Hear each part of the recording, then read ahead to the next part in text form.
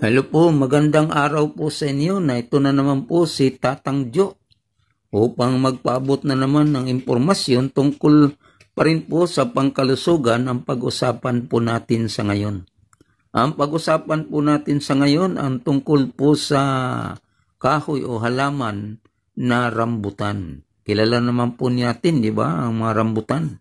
Kayo po ba may rambutan sa inyong palibot ng inyong tahanan? Pero bago yun, pakisuyo lang po muna na pakisubscribe kay Tatang Jo TV. Pag-usapan po natin ang rambutan o ano ang mga benepisyo. Alam po nyo mga kabraso na ang rambutan, maging dahon man o bunga nito at yung buto nito ay napakahalaga pala para sa ating pangkalusugan. Una muna nating pag-usapan ang tungkol po sa buto nito. Alam po ba ninyo? O nakasubok na ba kayo na ang buto pa lang nito ay napakasarap pa kaysa mani na kinakain natin? Ang paraan po nito ay pwede ninyo ito siyang kung binakabuto niya, ilaga muna ninyo. Pagka na-estimate ninyo na luto na, parang naglaga ka lang ng mani. Pagkatapos, alisin mo yung balat. Pag naalis mo na ng balat, pwede mo siyang mang-ipiritos. Yan. Pag naipiritos mo, huwag mo siyang sunugin at napakasarap pala yun, yung buto ng rambutan. Alam nyo, ang rambutan at maging dahon man ito, mayroon pala siyang antioxidant. Kaya alinman ang ating ginagamit, dahon man o yung pagkain ng bunga nito at yung buto, ay nagtataglay siya ng antioxidant. At alam po nyo na kapag ito ay kumain tayo nitong bunga, ay mayroon pala siyang vitamin C na tumutulong doon sa mga balat natin o kaya maging maganda o maging makinis.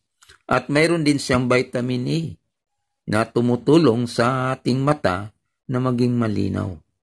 At ito rin ay nagpapalakas ng ating immune system natin. Kaya marami ang benepisyo. Kaya kung kayo man po ay nilalagnat, halimbawa nilalagnat tayo, pwede tayong kumuha ng 5 dahon niyon, pagkatapos ilaga, tapos ipainom doon sa taong may lagnat, ay mabawasan at maalis yung kanyang lagnat. Kaya nakakatulong. At kapag tayo naman po ay mayroong urinary tract infection, kumuha tayo ng 6 na dahon. Ilaga din natin yon, pagkatapos inumin ng 3 bisis maghapon. Kaya makatulong yung dahon na ito para doon sa mga may problema sa urinary tract infection.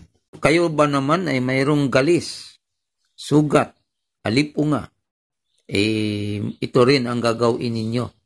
Pwede niyo siyang ilaga, pagkatapos sabawan mo siya ng katamtaman, tapos yun ang ipanghinaw ninyo doon sa may alipunga, o kaya kapag sugat naman, pwede rin yung dahon niya didikdikin mo, at pagkatapos yung kanyang katas, yun po ang iyong ipatak doon sa sugat, at madali siyang humilom.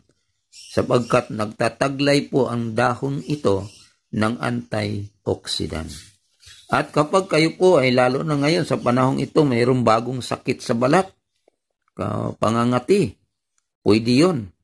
At yan gawin natin, pwede yung katasin yun, pagkatapos ipahid mo doon sa sugat na yun, o kaya butol, o kaya panghinaw, alin man ang gagawin ninyo, ay makakatulong po yun para matulungan kayo sa inyong sugat o pangangati, yung dahon na yun.